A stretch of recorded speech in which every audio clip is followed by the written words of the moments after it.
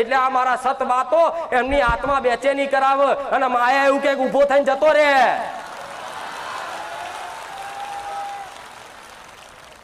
આ પ્રભાવ છે જીવનમાં.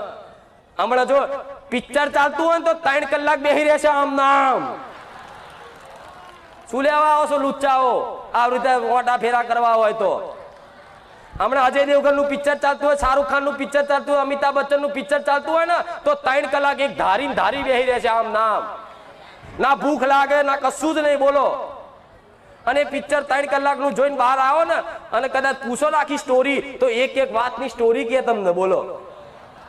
અને સ્ટોરી કે તો બરોબર છે, પિક્ચરમાં શું હતું એ તો કે બરોબર છે, પણ કદાચ અંદર પેલો પિક્ચરમાં હીરો ફાઇટિંગ કરતો હોય ને તો બહાર આવીને એ ફાઇટિંગ કરે.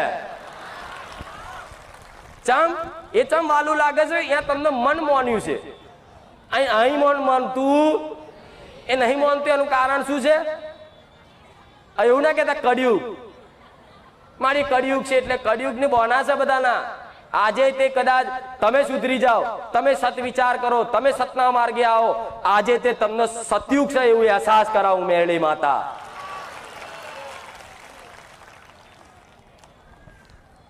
સતયુગમાં ને ત્રેતામાં દ્વાપર યુગમાં તો થશે ને રાક્ષસો માણસોને ઉઠાઈ અને કાચા ખાઈ જતા અને હાડકા ભેગા કરતા. ખબર છે ને રામાયણમાં ઋષિ મુનિઓના હાડકા ભેગા કરી અને ઢગલા કરે.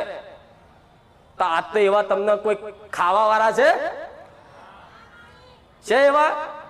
આજ તો કોઈ તમને એવા મારવા વાળા છે? આજ તો કદાચ ભગવાનની બનાવેલી વ્યવસ્થા જોઈ લો.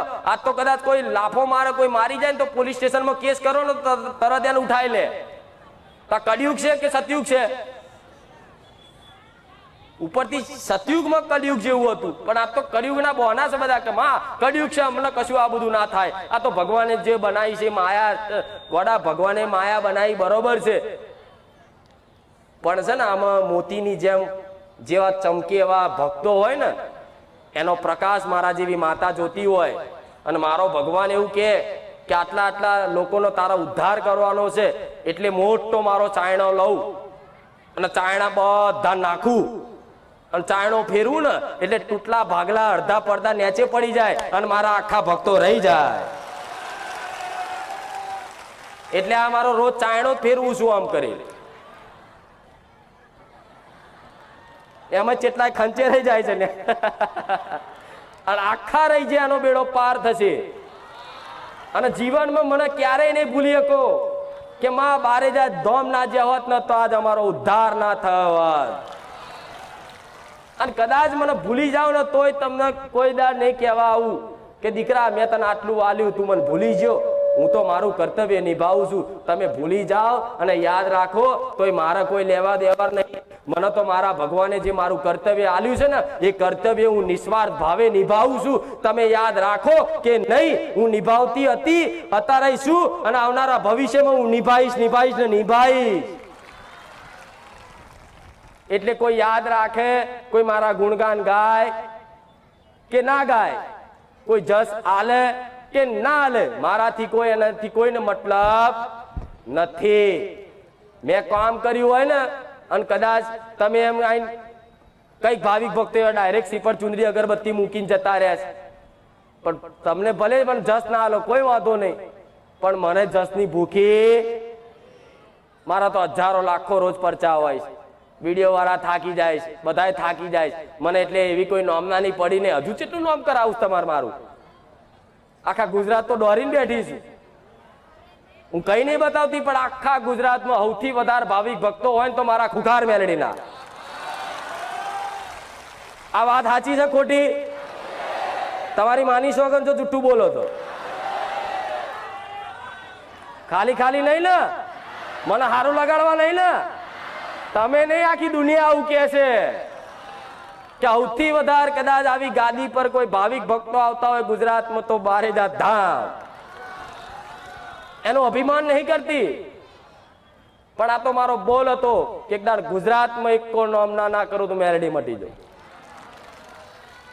પણ આ બધા ઉદ્દેશ પૂરા કરું છું તમારા જેવા ભાવિક ભક્તોનો ઉદ્ધાર માટે. એટલે કામ ના થાય તો નિરાશ થતા નહીં. મને દોષ આલતા, એતરા થતા, કદાચ ગુસ્સો કોકદાડ આવી જાય ને બહુ એવું હોય ને તો કદાચ બોલી લેજો, માડી તું જોવો છે કે નહીં તોય વાપરી લેજે, મીઠો ઠપકો મને વાલો લાગશે. કદાચ દીકરો હોય એની હટ પૂરી ના કરે માં તો કદાચ દીકરો છૂટું મારી દે તો કદાચ માં એ ગોડી એવી ના હોય કે નડે એને મારે, પણ એ પ્રેમની ભાષામાં જો કદાચ કોઈ મન ગાર બોલી જાય તો ગાર ખાઈ લઉં એ માતા છું, પણ એ ગારમાં તે મીઠા શબ્દો હોવા જોઈએ, મીઠો પ્રેમ હોવો જોઈએ, તો મારા જેવી મેલડી ગાર ખાય ને મેણું ખાય, નકર મેણાનો હિસાબ તો કદાચ જન્મો જન્મ સુધી ના છોડું એ માતા છું.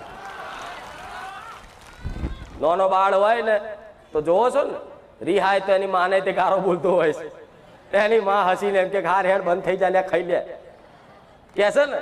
એવી રીત કોક દાડો તમે કદાચ મને કહી દેશો, તમારી કુળદેવીને કહી દેશો કે તું બેઠી છું આટલું બધું દુઃખ, ભલે હું માનું છું તમે એવું દુઃખ આવી જાય, તમારી એવી જબરી મજબૂરી આવી જાય છે કે તમને એવું થઈ જાય કે હારું માતા વાપરે છે કે નહીં, આ તો બધો ભ્રમ છે, આ તો ખોટી બધી ભક્તિ કરું, એના કરતા ના કરતો હોત તો સારું, આ બધા વિચારો આવશે.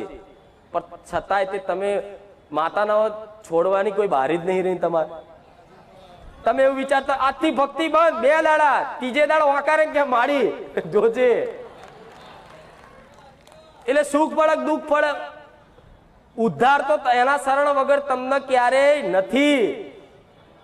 તો જેવા હોય એવા આલક ના આલે બસ પડ્યા રહો ને એના ભરોસે. જોવો જ છે, મારી 2 આંખો નહીં કરોડો અજબો આંખો છે એટલે એવું નહીં વિચારું કે મારી ચામુંડાની 2 આંખોથી નહીં, 2 નહીં, ચામુંડાની કરોડો અજબો, આકાશમાં તારા નહીં ને એટલી ચામુંડાની આંખો છે. એ જોવો જ છે તમને, તમારે એક એક ભાવની ખબર છે એને, પણ એ જોવો છે, મજા લે છે માતા. જેટલી ભક્તિ કરે લે હજુ લે, તારા હજુ કામ ના કરું, તું જેટલા દીવા કરે એટલા તારા કામ ના કરું, તું જેટલા મારા પ્રત્યે પ્રેમ વધારે એટલું તારા કામ ના કરું. પણ એક દિવસ કદાચ એ માં તમારો આ ચોખ્ખો ભાવની પરીક્ષા કરી લીધી કે આજ મારા દીકરાને કોઈ વસ્તુ, કોઈ પૈસા, કોઈ ઘર, કોઈ ગાડી, કોઈ લાડી પ્રત્યે કશું નહીં, આજ મારા ચામુંડના પ્રત્યે પ્રેમ જાગી જશે, એ દાર તમારો બેડો પાર. પણ આજના મનુષ્ય માતાના શરણમાં શું લઈને જાય? મારી પૈસા, ગાડી, બંગલો, અને આ બધું તો માતાને વિઘન નાખે છે. આ શું ખોટું? લ હું કહી દઉં તથાસ્તુ, બધા સુખી. આવતા રવિવાર કાગડા ઉડશે. કઈ ખુખાર મેરડી હતી, કયું બારેજા ધામ હતું ભગવાન જાણે. થાય કે નહીં થાય? ગણીને 5 હાથ કે 11, 25 100 જણા એવા ભાવિક ભક્તો હોય સાચા કે આભાર વ્યક્ત કરવા આવો, નહીં તો કે મારી હું દુબઈ છું, તો કે હું અમેરિકા છું, મારી હું રાજસ્થાન છું. આ શું ખોટું? મારા ખોરવા જવું પડે, હારો પેલો દેખાતો નહીં ચો જ્યો, તમ નજર મારું ને તમારો બેટો રાજસ્થાનના ઠેકા પર બેઠો હોય. હા, એટલે પછી મારો ભગવાન કે જો એટલે તારે કોઈને કશું આલવાનું પેલા 17 વખત ચેક કરવાનો, અને ચેક કરીને એના થોડા દુર્ગુણો હોય, એની કુટેવો હોય, એનો સ્વભાવ ખોટો હોય તો એનો સ્વભાવ શુદ્ધ કરી, એના દુર્ગુણો દૂર કરી, એને સદબુદ્ધિ આપી અને પછી તાર પૈસા આલવા હોય તો આલજે, જેથી એને ખબર પડે કે પૈસા ક્યાં વાપરવા. શું માતાજી પૈસા? હા, તમે કરોડો અજબો, તમારી વાપરવાની ઓકાત નહીં ને એટલી તાકાત મારી મેલડીની આલવાની છે. તમે જોયા નહીં, જોઈને બેભાન થઈને માણસ બની જાય.